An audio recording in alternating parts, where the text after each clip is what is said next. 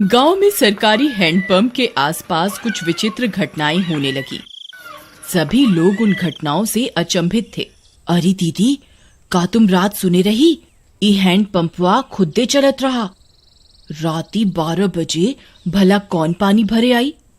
हमें तो बहुत डर लागत बा।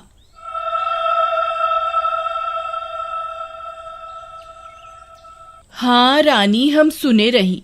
हमार रिंकिया के पापा तक कहत रही कि हम जाके देखा। हम उनके रोक लिहिस।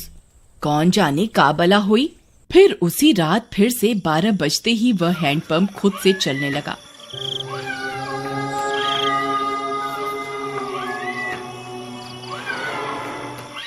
सभी गांव वाले सुन रहे थे, पर किसी की हिम्मत नहीं हुई कि जाकर देखे। फिर सुबह होने पर, अरे मीना दीदी, चला हो हैंडपंपवा पर पानी भरे के, हमें अकेले जाते डर लागत बा। फिर वे दोनों हैंडपंप पर जाती हैं। वहां पहुंचकर उनकी आंख फटी की फटी रह जाती है। वहां किसी के पैर का निशान होता है जो इंसानी पैर से दुगने साइज का होता है।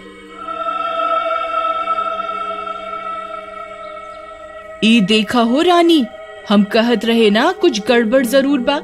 ई देखा, भला किस इंसान के इतना बड़ पैर हुई। तभी वहां पिंकी आ जाती है।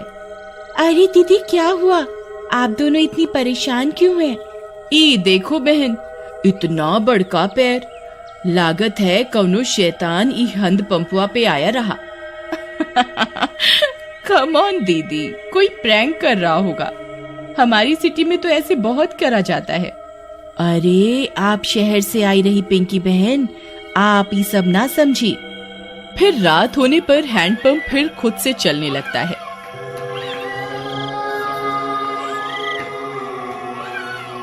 मम्मी, मैं जा रही हूँ हैंडपंप के पास। मैं अभी सबक सिखाती हूँ इस नमूने को। फिर जैसे ही पिंकी वहां पहुंचती है, वह दंग रह जाती है। वहां 2 सिर की एक चुड़ैल हैंडपंप चला रही होती है। पिंकी के पसीने छूट जाते हैं। आ गई? बहुत इंतजार कराया तुम गांव वालों ने। 2 दिन से कोई खोपड़ी खाने को नहीं मिली। मेरा तो सिर ही दर्द हो गया ये हैंडपंप चला चला के। कितने दिनों में एक शिकार आया है। पिंकी हाथ जोड़कर अपने घुटनों पर बैठ जाती है। चुड़ैल जी, आई एम सो सॉरी। मुझे लगा कोई गांव वालों से प्रैंक कर रहा है। मुझे माफ कर दो चुड़ैल जी। मैं तो पास के शहर में पढ़ती हूँ, इस गांव में घूमने आई हूँ। पर चुड़ैल उसकी विनती नहीं सुनती और उसकी खोपड़ी खा जाती है। फिर अगली सुबह, अरे मीना बहन, देखत हो, आज तो यहाँ खून भी पड़ा बा। कौनो अनहोनी हो गई लागत बा। तभी पिंकी की माँ वहां आ जाती है। अरे कल रात से मेरी पिंकी घर नहीं आई। वो रात इस नल पर आई थी। हाँ, ये खून कैसा पड़ा है? कहीं ये मेरी पिंकी का तो नहीं।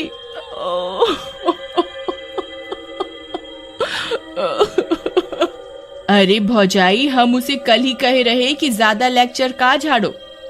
लगता है उसके साथ कुछ गलत हुई गवा। थोड़ी देर में झाड़ियों में उन्हें पिंकी की सिर कटी लाश दिखती है।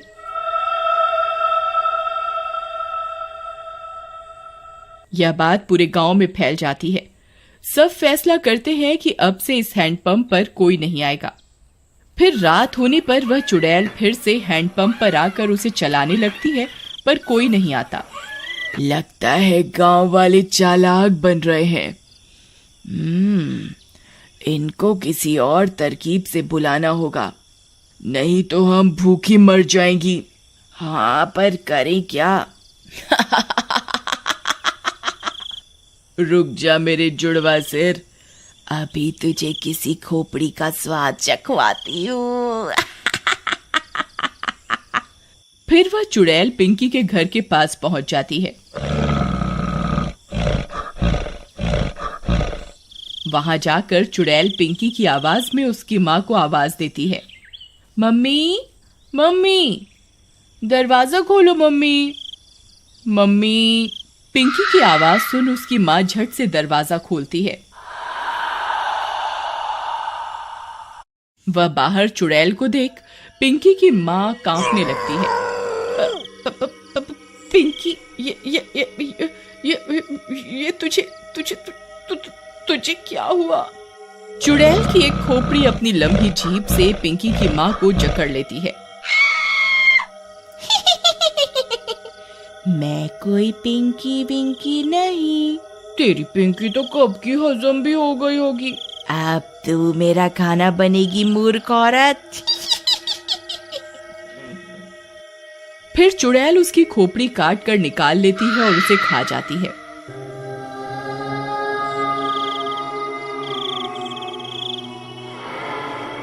फिर सुबह होने पर पिंकी की माँ की सिर कटी लाश देखकर पूरे गांव में हाहाकार मच जाता है। किसी को कुछ समझ में नहीं आता कि ये कौन कर रहा है और क्यों कर रहा है। सुनत हो जी, उस शहर वाली माँ बेटी के कोई मार के मुंडी गायब कर दिया रहा। लगता है कोनो भूत पिशाच ही सब कर रहा है। तुम बाहर ना जावा, तुमका कुछ हो गए तो हम का करब? अरे हमका कुछ ना होई। हम जात रहे वो हैंड पंपवा के आसपास सीसीटीवी कैमरा लगाई खातिर, हाँ, ताकि देख सकें आखिर मामला का बा।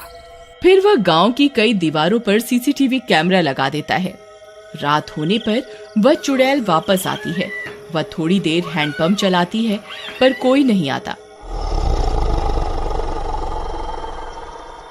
वह गांव में पिंकी और उसकी माँ की आवाज निकालकर सबको बुलाती है पर कोई नहीं आता।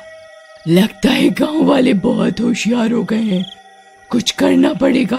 हाँ, कुछ तरकीब सोचो, नहीं तो अगर हम 2 दिन भूखी रही तो मर जाएंगी। गांव वाले हैंडपंप से पानी नहीं भर रहे पर कुएं से तो भर रहे हैं। हम चलकर कुएं में बैठ जाती हैं। जैसे ही कोई आएगा तुम अपनी लंबी जीभ से उसे अंदर खींच लेना, फिर हम उसे खा जाएंगी। हाँ, सही कहती हो। फिर वह चुड़ैल कुएं में जाकर छिप जाती है। सुबह होने पर, अरे सुबह सुबह कहाँ जावत बा? रात तू शैतानी शक्ति सारे गांव में घूम रही।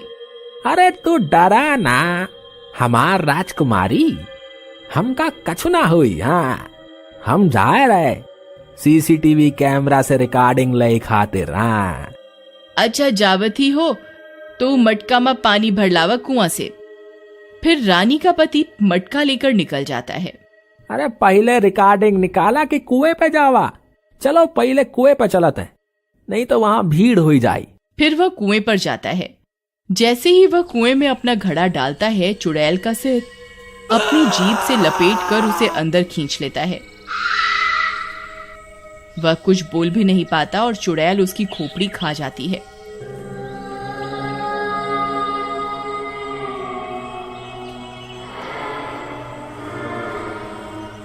कुछ देर में गांव वालों को उसकी सिर कटी लाश कुएं में दिखती है। इस बार और कोहराम मच जाता है। हम कहर अरे हम इकरा के कही रही ना जावा सुबह सुबह, पर ये हमारी एक न सुनी। हम तो लुट गईली, बर्बाद हो गईली। हे राम।